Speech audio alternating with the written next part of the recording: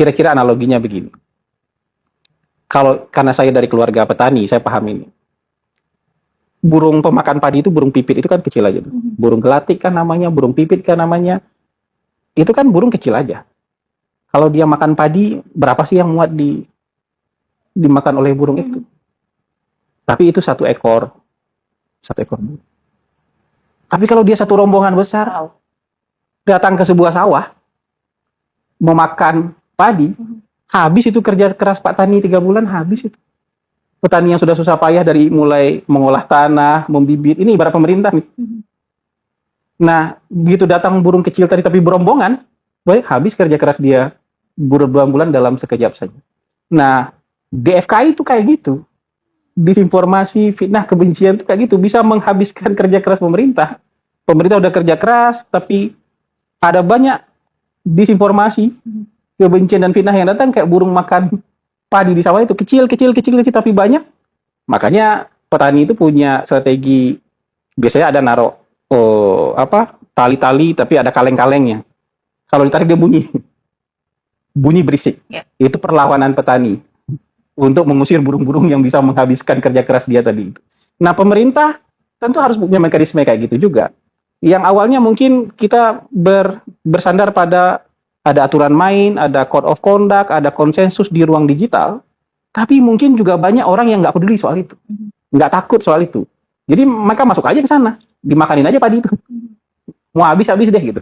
Mau pemerintah mau kerja sebagai apa ya, pokoknya kita habiskan dengan disinformasi, fitnah dan kebencian sehingga terdegradasi atau terganjal atau malah bisa digagalkan program pemerintah. Makanya pemerintah juga mungkin kedengarannya agak sedikit berisik nanti. Karena narik kaleng tadi itu. Narik kaleng supaya juga sadar bahwa nggak begitu. Kamu nggak bisa seperti itu. Ya, pemerintah. Makanya kita juga ada cek fakta. Kan?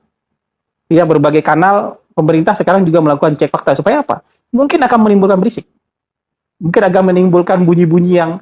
Tapi kita harus lakukan itu supaya apa? Supaya orang sadar bahwa dia tidak boleh seenaknya menyebar disinformasi, fitnah, dan kebencian.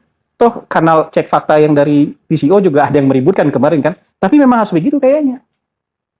Harus agak sedikit berisik supaya ada apa? Pemerintah juga punya tempat untuk menjaga legasi hasil pembangunan dia. Supaya apa? Supaya tidak habis dalam satu malam. Tidak habis dalam 1 jam, 2 jam dimakan oleh serombongan burung yang yang mungkin kelihatan kecil, tapi ketika mereka berombongan bisa menghabiskan kerja keras selama 3 bulan petani. Hiperrealitas, halaman berikutnya. Hiperrealitas media sosial ini membuat kita apa? Ini konsekuensinya pada kita. Membuat kita mabuk, Pak. Kita mengalami ekstasi, kecanduan, mabuk viralitas, mabuk publikasi. Karena semua orang sekarang punya channel di telapak tangan mereka, punya alat telapak mereka untuk menjadi viral. Viralitas di media sosial di dunia fana, lebih fana dari dunia kita ini. Dunia maya ini lebih fana. Itu kadang-kadang umur kepopulerannya 1 bulan paling lama, 2 bulan setelah itu orang lupa sama sekali. Masih ingat gak teman-teman dengan geng Citayam yang fashion street di berapa lama usia viralitas itu? Kepopuleran itu. Tampil di TV viral, ada endorse sedikit, habis itu selesai. Orang lupa.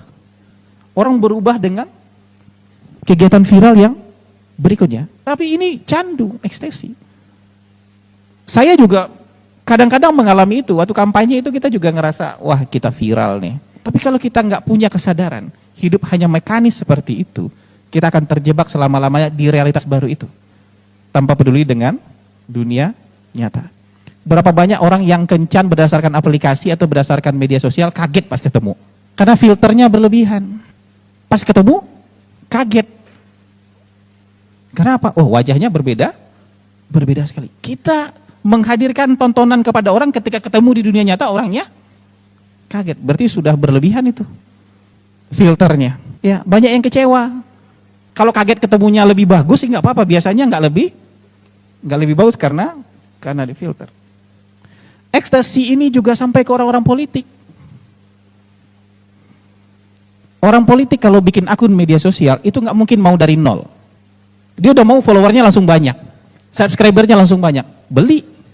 Sekarang ada industri namanya industri like dan komen. Ada perusahaan jasanya adalah like dan, nah itu biasa dibawa ke perusahaan tuh Pak. Kalau pakai jasa kami Pak, ini like dan komennya banyak. Padahal kan yang like dan komen bukan orang. Like dan komen itu mesin, chatbot. Kita menipu diri kita sendiri tapi kita senang. Kata yang kasih garis, wah top. Like-nya berapa? 10.000, padahal itu beli. Komennya berapa? 2.000, padahal itu beli. Karena minimnya kesadaran kita soal dunia tontonan dan dunia kenyataan, kita lakukan ini dan membuka bisnis baru. Bisnis tipu-tipu diri sendiri. Buat menipu diri kita sendiri, kita bayar orang. Supaya apa? Supaya kita senang, supaya tampilannya like-nya banyak. Komennya banyak, walaupun itu tidak organik. Dalam kehidupan berbangsa juga ada yang namanya DFK, disinformasi, fitnah, kebencian. Karena sekarang semua orang bisa menyuarakan pendapatnya. Mau dia pintar, mau dia bodoh, mau dia otoritatif, mau tidak, mau dia sekolah, mau tidak, mau dia berpendidikan atau tidak, semua orang berhak mengeluarkan pendapatnya. Dan kalau sudah diserbu seperti ini, pemerintah kelabakan. Karena orang bisa saja viral tanpa benar menjadi benar. Karena sekarang dunia tontonan tidak mensyaratkan kebenaran. Tapi hanya mensyaratkan ini menarik atau tidak. Ini banyak pendukungnya atau sekarang kebenaran itu diukur dengan banyak-banyaknya pendukung. Kalau pendukungnya banyak berarti dia benar. Kan ada itu influencer terkenal bilang, wah ini pemerintah ini zolim.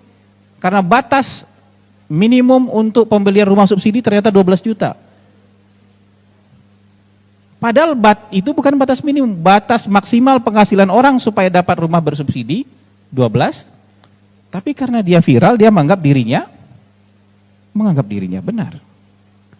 Dalam politik, kita akan menghadapi fitnah. Orang gampang sekali berburuk sangka terhadap apa yang dilakukan oleh pemerintah. Ngasih makan bergizi gratis saja orang salah sangka. Dibilang bagi-bagi cuan. Cek kesehatan gratis saja orang bilang, wah ini pemeriksaan kesehatan gratis nanti sampel darahnya akan disimpan sebagai database yang kemudian akan dimasukkan chips. Uji vaksin aja disalahpahami. Padahal vaksin itu menyebabkan kita bisa terbebas dari TBC misalnya. Mau nggak kepala kantor komunikasinya aja yang divaksin TBC? Kan saya lagi nggak TBC. Iya. Karena kalau kita tidak divaksin, negara kita makin lama makin sulit untuk pergi ke negara lain.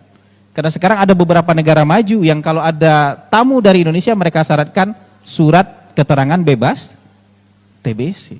Berkurang kefleksibilan kita untuk berhubungan ekonomi dengan negara lain gara-gara kita tidak mau vaksin TBC. Disinformasi, fitnah, kebencian. Atau ya itu, ada orang yang KPI-nya bangun pagi harus memfeeding ego dan marah-marahnya dia. Pokoknya satu hari dia tidak memproduksi kebencian terhadap siapapun, termasuk terhadap pemerintah, nggak bisa makan dia. Nggak tenang hidupnya hari ini. Kenapa? Karena sudah menjadi kebiasaan dan kecanduan.